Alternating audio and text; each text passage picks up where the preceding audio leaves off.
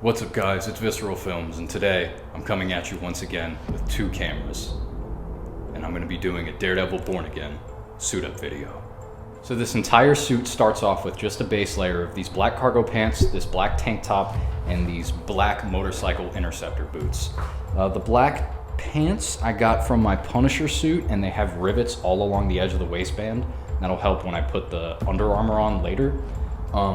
They have Velcro along the sides here, and I hand stitched the knees back together because when I was sanding them they tore, but I liked the look of the suit being sewn back together. I really wanted it to feel like Matt has had this suit for a long time, and maybe he's built it on top of his season 3 black suit, and now when we're coming into Born Again, he's built all this red armor on top of this original suit and really forged himself back to being the Red Devil of Hell's Kitchen that people know him as himself.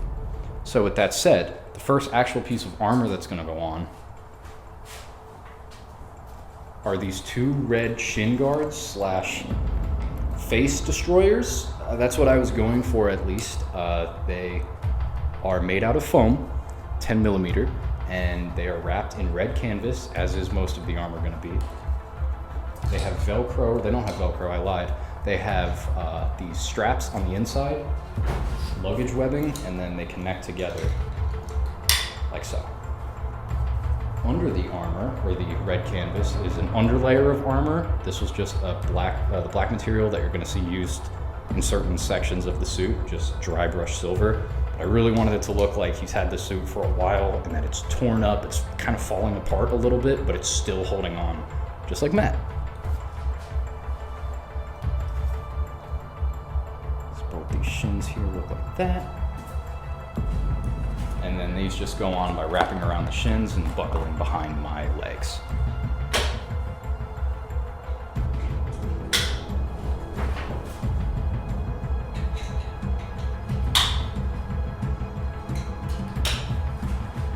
So there you go. Shin pieces are on. They fit pretty good, and they don't really fall off, which is nice. Speaking of things that like to fall off, next is the thigh armor.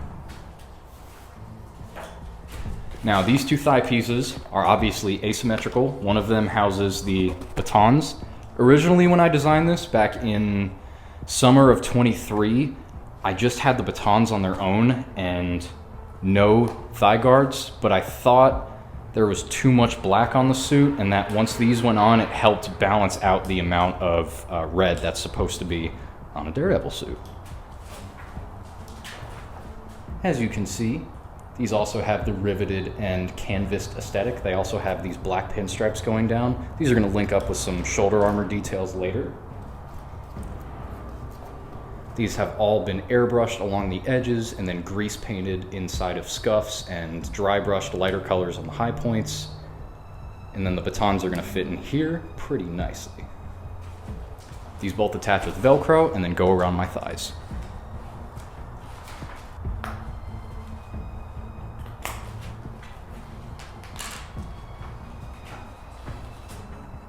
All right, cool. Feeling pretty good. Those are on. The next thing that's going to go on is the shirt armor slash bicep armor pieces.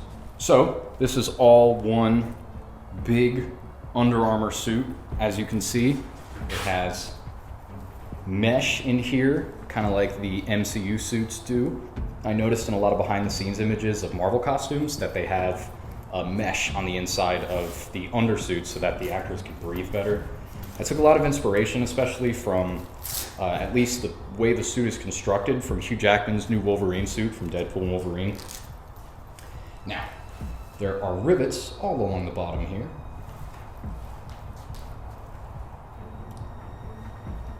And a closure system there, and then above it is just a regular zipper. And then on the back, I have these suspenders. These are just snapped in place. They're removable, but I'm keeping them on for now just because I am suiting up by myself right now.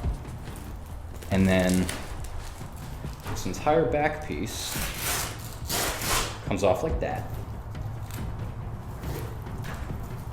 And these two parts unclip. Keep banging the mic, I think. That's not good.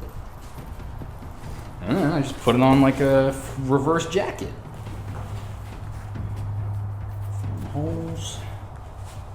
bicep pieces.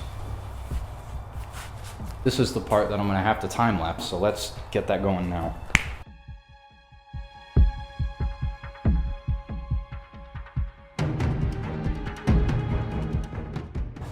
I did it. All right, so then this part closes like such. And I'm gonna try to show this on this camera. This little flap goes over here. I just feel it out hopefully. And it's supposed to lock like that. I'm not sure how covered it is in the back. It feels like I maybe missed some Velcro. Generally, here's how we're looking now. Then, all these little snaps along the belt line here need to attach to the snaps in the pants. So bear with me for another, I'm just gonna edit this one out. As you can see, it looks a lot tighter in this area now. Everything is tucked away. And then these suspenders come over, and all these do is help to keep the ab pieces at the right height in relation to the chest piece, which we're gonna get to in a couple more armor pieces.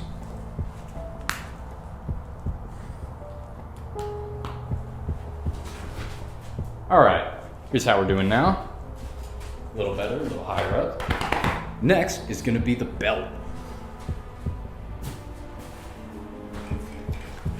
Here is the belt. I like it. I also stole this from the Punisher suit I built as well. It was originally black. I spray painted it with a lot of coats of red. I painted the buckle silver. It's probably taken the most beating out of anything on this suit. I wore it out to a con. I went to MegaCon with this February of 24. And it survived that trip pretty well. It wasn't that bad to wear, honestly. It was pretty comfortable, which is nice because some of those old suits were really bad to wear. So, it's gonna go straight around here like that, snap into place, and then these little hooks right here, or these buckles rather, snap there, and then there. There we go. And that's gonna support the weight of the batons, which we're gonna move on to right now. All right, here are the batons. These are one of my favorite parts of this build, and I'm just really happy with how they came out. These are just PVC pipes with some real metal pipe fittings and end caps at the end, and then I got some Casey Jones style gross, dingy looking hockey tape wrapped around here. Because like I said, I wanted it to look like Matt didn't have access to Melvin Potter for this one because Melvin was in federal prison at the end of season 3. So he built this himself. He's like, all right, I'm gonna get some lead pipes. They're not gonna be as high tech, but they're gonna do the same amount of damage. Got a little bit of blood on the end there. And then as well, in this belt pouch, there's this little connector. Screw that together like that. Do the same thing on the other one.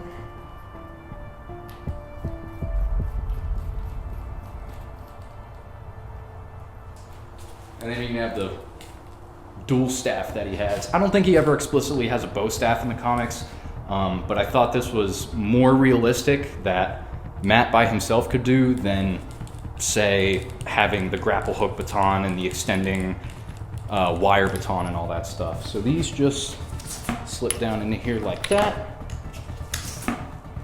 And then this piece goes back on in there. All right, next is gonna be the head sock. My favorite part. Success. If y'all plan on making a video like this, don't put your Blue Beetle water on the floor. Put it on like a table. So you don't have to bend over and pop the buttons of your suit. So, next up is gonna be the neck piece. Now, this neck piece is actually not uncomfortable. And I got it from I didn't get it from a seller on Etsy, but I got the templates from a seller on Etsy. I don't remember the name, I will link it down below. But they were fantastic files, they were a great price, and they worked out really well for what I was doing here. I wanted a bit of a Dark Knight vibe, just for the neck, not the rest of it. No hate on that suit, but I I think it's close to the bottom of Batman suits, sue me. And then this metal here, that's weathered, is meant to look like the logo metal and the helmet metal that we'll see. And all the rest of this red and this black is all meant to be the same material through the whole suit. So this actually goes on backwards. It splits like this. Spin that around. There we go. And then feel for that little landmark there. Okay, cool. That's down. Next, finally, is the chest piece. This and the helmet are probably my two favorite parts of the entire suit. I'll do a close-up there. And I'll go to the other camera. Now, these as well, templates from Etsy. I got them from a gentleman who was selling, these were Snake Eyes armor templates originally. But in these templates, I saw kind of what I was looking for in the design, so it was very important to me that this suit had a logo. I can't believe his suit still doesn't have a logo in Born Again, but maybe he will by the end of it, hopefully. But again, logo was very important. And then these shoulder pads, I wanted to look like they had just been scuffed a lot like the rest. These black lines I actually put on here to hide the seams in the fabric where I had to like cut it so it would curve, but they follow down into those black lines that were on the thighs. In the back, I embedded a bullet, like the armor had absorbed it and stopped it, and it just crumpled. I don't think that's how bullets work at all, but typically blind people can't see, you know, like, we suspend disbelief, and it's cool. So there's that. And then this opens along the side. And this is also not easy to put on. Observe.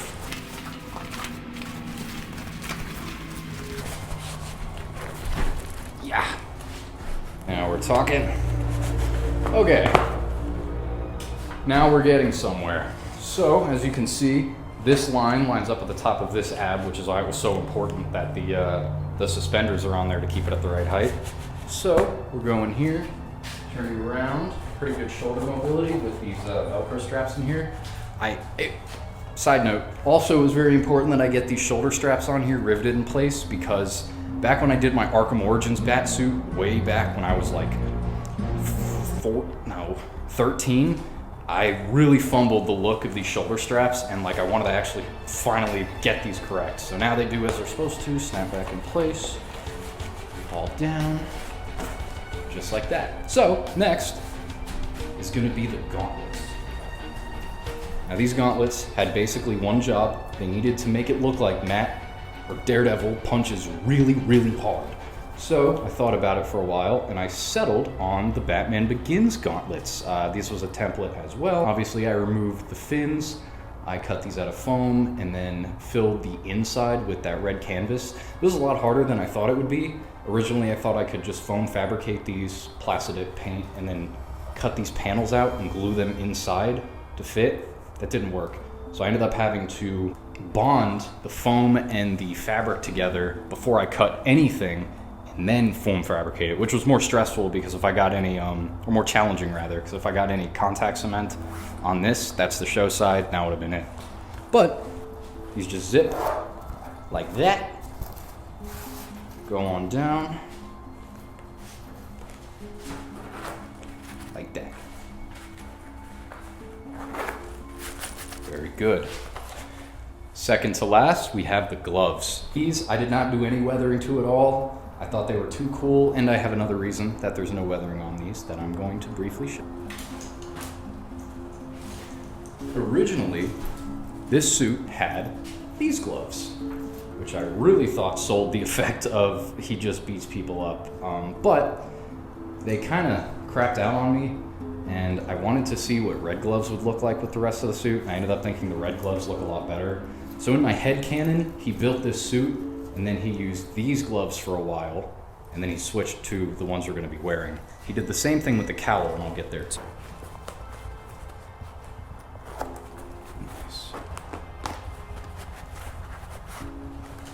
All right, now those are on. And finally, last but not least, the helmet. Now, I'll start with the other helmet.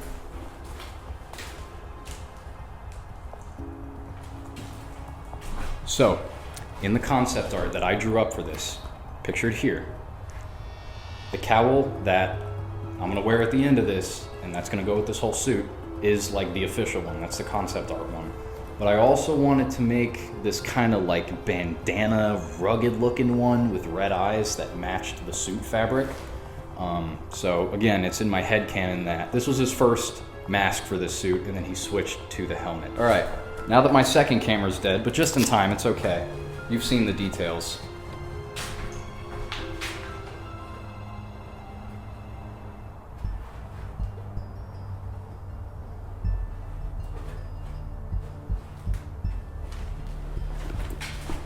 The biggest deviation from the comics that I did with this helmet, aside from it being a hard-looking metal helmet, was black eyes. And I did this because, and that's also why the other one has red eyes, because I wanted to be more comic accurate there. But I wanted his eyes to look like they were voids, like Daredevil can't see, so you look into his eyes and you kind of see what he sees type of thing. So, with that said,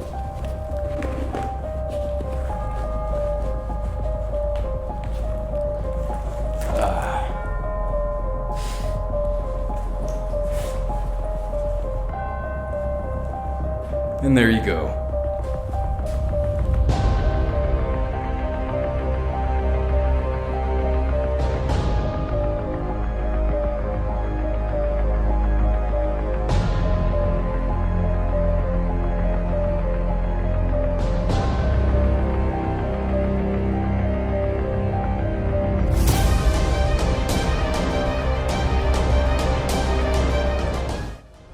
I'd like to thank everybody for watching, and especially everybody who tuned in that has been wondering where I've been at for the last couple years.